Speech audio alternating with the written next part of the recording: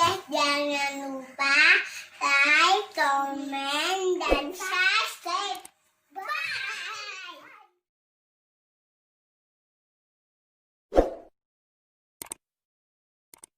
Subscribe dulu channel YouTube gue, guys. Oke, nanti gue subscribe, like, and comment. Jangan lupa ya guys. Oke. Like, comment, and subscribe. Channel YouTube gue share ya. Iya. CGR Bird Farm. Oke, CGR Bird.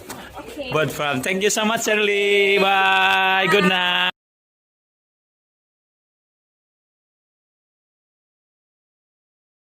Insyaallah pulang kerja. Pak, telurnya udah netes ini pemirsa. Tuh ada 2 bayinya. Alhamdulillah. Oh.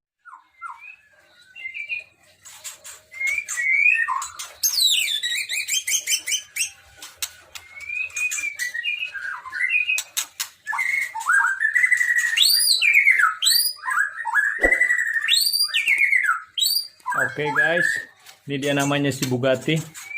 Keranjingan dia nggak tahu ngeliat ramean guys. Ini Bugatti blorok guys. Ekornya 20. Sih.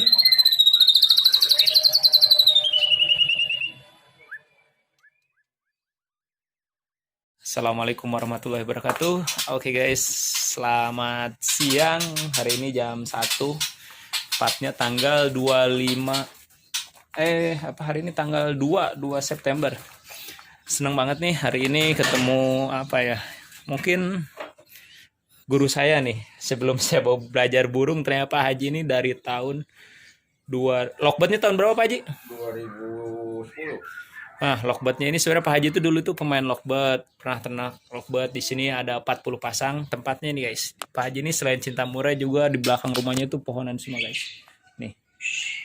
Oh. Ini dia pohonannya. Nih. Nah, ini lokasinya di daerah Basmol, Kembangan Utara, Jakarta Barat. Nah, ini berhubung tadinya Musa ajak ngobrol, Pak Hajinya nggak mau jadi artis, biarin saya jadi artis katanya. Tapi Pak Hajinya tadi udah cerita ke saya. 2011 ternak Lockbird Pak Haji ya, 2011 murai. Oke, 2011 nih belajar murai, berarti udah 9 tahun nih. Saya belajar murai itu 2017 awal. 2017 awal. Tuh. Nah, berarti Pak Haji udah 10 tahun. Nah, suka dukanya tadi sempat ngobrol. Emang ada beberapa tips.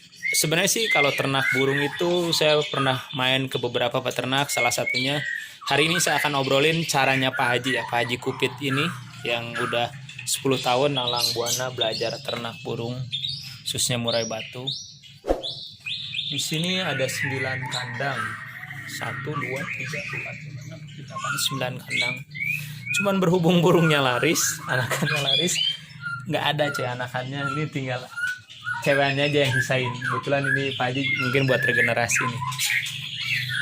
Tadi saya lihat anakannya katanya waiting list sudah sampai 40. Tuh.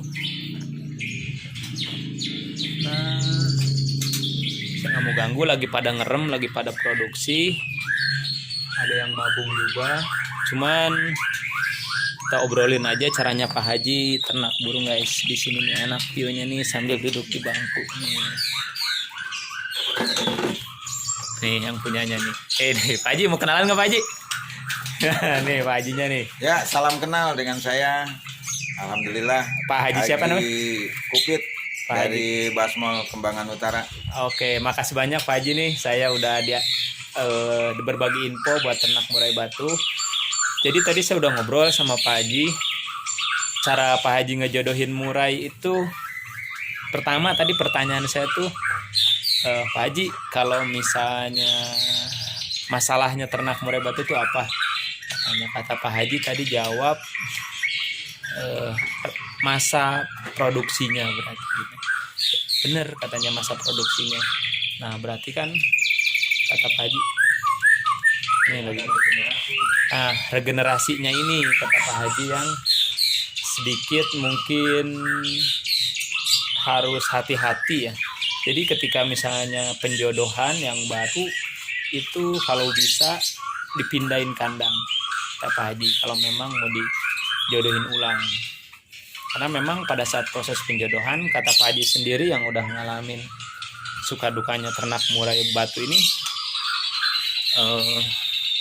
antara hidup dan mati ngejodohin murai ini. Kalau ditaruh di kandang yang sama, Nah, kalau gimana Pak Haji? artinya bilangnya enak. Iya, jadi kalau ditaruh di kandang yang sama, kata Pak Haji, adaptasinya itu, jadi misalnya begini, jodohin murai itu nih, tadi kalau saya masih ingat nih. Jadi misalnya murai udah sama-sama eksproduksi, mau dijodohin ulang nih di kandang ternak. Nah, jadi kandang yang lama, murai yang udah eksproduksi itu dijodohin lagi harus dimasukin kandang yang baru, biar sama-sama adaptasi Pak Haji ya. Ya, Ya, jadi biar sama-sama adaptasi. Jadi nggak ada istilah wilayah teritorial atau penguasaan sepihak antara si ceweknya dan si cowoknya. Jadi kalau sama-sama adaptasi, insya Allah kemungkinan suksesnya. Gitu. Itu dari cara penjodohan. Nah, di cara kedua tadi saya nanya Pak Haji, di sini pakai obat-obatan apa enggak? Nah, kata Pak Haji sih enggak. Ya alhamdulillah ternyata emang saya kira termasuk saya pribadi belum pakai obat-obatan ya untuk ternak murai batu ini. Nah, ternyata ya lancar alhamdulillah gitu. Nah, kalau misalnya untuk anakan Pak Haji kalau seandainya udah netes gimana? Tadi Pak Haji sampein mungkin memang ada beberapa peternak termasuk saya kalau misalnya burung udah netes kali ya. Kalau udah netes itu bukan udah netes ya. Pada saat udah ngerem mungkin dikurangin ya pakannya. Jadi mungkin keindukannya itu agak sedikit berkurang. Nah, kalau Pak Haji enggak sih, dia antara pakan itu masih tetap full kata Pak Haji. Tuh. Jadi kalau anakannya ya alhamdulillah tadi sih pakai brand Pak Haji ini pakai pur untuk ngelolohnya, pakai brand yang terkenal lah pokoknya, mahal ya. Brandnya yang mahal terkenal pokoknya itu untuk pakannya itu. Nah, kalau saya sih pakai alam, jujur kalau saya pakai alam itu. Ya ternyata alhamdulillah pakai pur juga bagus tadi kata Pak Haji. Tadi terus nanya trotolan. Kalau trotolan kata Pak Haji ya berhubung kalau Pak Haji kalau udah mandiri itu langsung diambil majikan yang barunya. Jadi di sini nggak ada sisa. Gitu. Alhamdulillah laris berarti Pak Haji. cuma itunya aja nih, kalau itu ini jangan yang halus, ini agak kasar. Apanya Om? Sarangnya? Sarangnya. Oh, sarangnya nih. Sarangnya ini jangan yang ini kan halus nih. Hah, Ya ada yang agak kasar. lebih kasar ya? Kaku. Oh, Nah, kalau yang gini suka ngelibet kaki. oh ngelipet kaki sini. Jangan gitu nanti produk orang itu. Oh, enggak, ini mah nggak ada mereknya Pak Haji. Nggak apa. Nah, oh, ini salah satu juga tipsnya nih guys. Emang bener sih, ngaruh banget ini tuh. Ini contoh sederhananya nanya. Apa namanya ini tuh daun cemara ya Pak Haji ya? Cemara yang agak kaku. Oh, Pakainya cemara yang agak kaku, jangan yang seperti ini. Kalau ini suka ngejepit ke anakan. ke anakan, kaki anakan. Jadi Oh. nanti pas dia lompat-lompat gitu, kakinya suka Melilit, pengkor akhirnya ya. Oh, ini nih salah satunya dari Pak Haji. Buat sarang itu usahakan yang agak kasar. agak kasar, kaku. Nah, ini pengalaman guys. Jadi buat sarang usahain kalau bisa yang daun cemara yang kaku atau yang agak panjang. Ada memang beda sih kalau misalnya kalian nanti ngeliat. Saya juga ada di rumah memang. Bener, saya juga mau ada perbedaan. Cuman saya belum sampai ke sana titik detailnya. Pak Haji udah bener detail. Jadi kalian kalau bikin sarang jangan yang halus ya, yang agak kaku. Jadi nggak ngelilit nanti di anakannya. Itu bagus. Oke, ini. Nah, Pak Haji kira-kira pesennya apa nih Pak Haji buat yang belum mau belajar ternak Pak Haji kira-kira? Kalau ternak banyak sabar aja. Kalau ternak banyak sabar. Aduh. Banyak sabar. Banyak sabar. Banyak berdoa. Banyak berdoa. Jangan lupa banyak-banyak silaturahim. Banyak silaturahim. Alhamdulillah. Bener nih bener. Nambah ilmu bener, saya tadi juga penjodohan itu mulai dari kandang terus tadi sarang gitu ya. Bener nih ilmunya emang ya.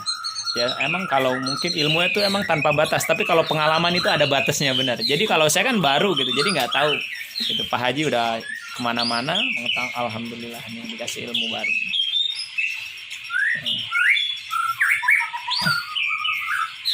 Nah, apalagi ya guys, tadi dari trotolan ternakan nggak pakai obat lancar, anakan tadi ngepurnya pakai pur, lolohannya pakai pur, terus makanannya Pak Haji makan kandang ternak pakai apa aja Pak Haji? Makan EF-nya itu biasanya Jangkrik, iya. ulet pakai ulet Ulet kandang. apa ulet Hongkong Pak Haji? Ulet Hongkong kadang-kadang aja. Oh, ulet Hongkong kadang-kadang aja. Oke, berarti yang lebih sering ulet kandang ya? Iya, karena ini burung saya kan nggak doyan cacing. Oh, burung Pak Haji ini nggak dikasih cacing. Nah, ya benar ternyata. Kalau saya pribadi emang senang pakai cacing dan emang burungnya suka gitu. Ternyata Pak Haji enggak nih guys. Karena burungnya emang nggak mau makan cacing. Oh, burungnya nggak mau makan cacing, benar. Nah, ini ilmu baru ya. Ternyata ya namanya ternak ini nggak kaku ilmunya guys. Tapi hasilnya sama, tetap sukses berhasil gitu. Tapi kalau ini juga makanan dari jangkriknya itu kalau perlu dikasih kunyit. Oh, jangkriknya dikasih kunyit, pakannya tuh kunyit. Oh, itu setiap hari apa hanya sewaktu-waktu aja? Setiap hari kalau bisa. Oh, nah tips lagi dari Pak Haji nih, kalau misalnya si jangkriknya ini ternyata kalau Pak Haji dikasih kunyit. Kalau saya sih kalau saya pribadi paling hanya seminggu sekali itu kasih. Oke, kunyit bagus nanti untuk pencernaan burung. Oh, nah jadi manfaatnya si kunyit yang dikasih ke jangkrik itu bagus buat pencernaannya guys. Itu tadi tipsnya dari Pak Haji, ngejodohin udah, lolohan tadi makanannya apa udah, pakai vitamin apa enggak Pak Haji enggak, lancar ya lancar. Terus sarangnya tadi jangan pakai yang halus ya guys, udah pakai yang lebih kaku. Terus tadi sarannya ya namanya ternak harus banyak sabar, bener. Ini yang mungkin kalau kayak saya sabarnya yang masih kurang memang. Itu ya mungkin ya karena berhubung suka mungkin harus dimulai dipelajarin dari sekarang, harus mulai belajar sabar. Karena memang kalau ternak ini nggak kayak nonton video guys. Misalnya kalau nonton video itu 2 jam filmnya bisa dicepetin. Nah ternak ini nggak bisa. Jadi misalnya burung mau dipaksain umur 3 bulan mau dijodohin gitu dipaksa ya nggak bisa Pak Haji ya. Ya benar. Nah tadi lagi satu pemahaman lagi nih dari Pak Haji. Ya mungkin kalau paham ini sedikit berbeda ataupun misalnya sama ya perbedaan biasa lah kalau buat saya. Ternyata seperti ini guys. Tadi ada kalimat dari Pak Haji tuh, betina lepas trotol dijodohin itu ternyata rata-rata nggak pas Pak Haji ya. Yang benar itu ternyata betina lepas trotol sempat mabung Pak Haji ya.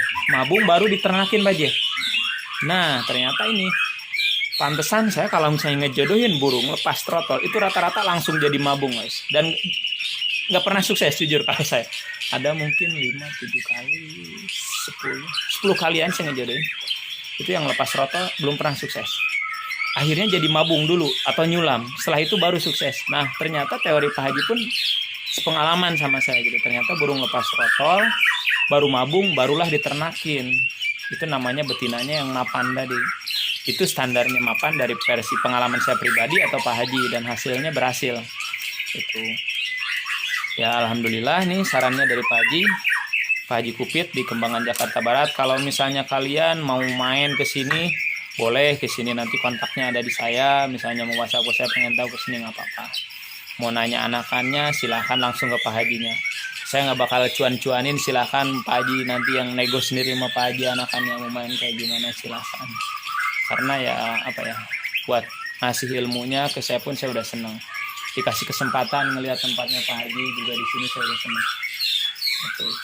Nah nanti Pak Haji mau main mungkin ke tempat saya ya ayo kapan aja ada waktunya, berhubung saya kerja mungkin jam pas libur aja kita ke sana. Oke. Ada lagi Pak Haji yang mau disampaikan Pak Haji? Cukup. Mungkin tadi kan sarannya itu harus banyak sabar ya. Ya ini emang benar sih kalau sabar. Silaturahim. Ya silaturahimnya bagi-bagi ilmu, amin ya, inilah benar.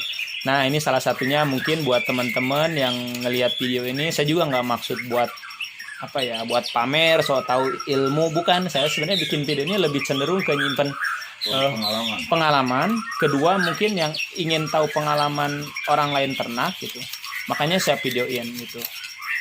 Itu mudah-mudahan ya dengan saling kenal bisa nambah ilmu, nambah wawasan.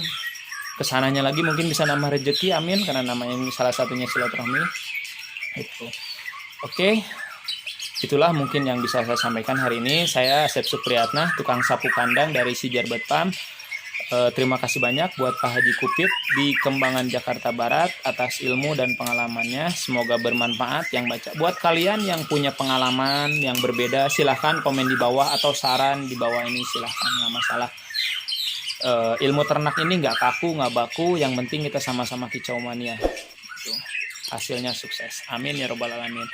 Akhirul kalam. Assalamualaikum warahmatullahi wabarakatuh. Thank you.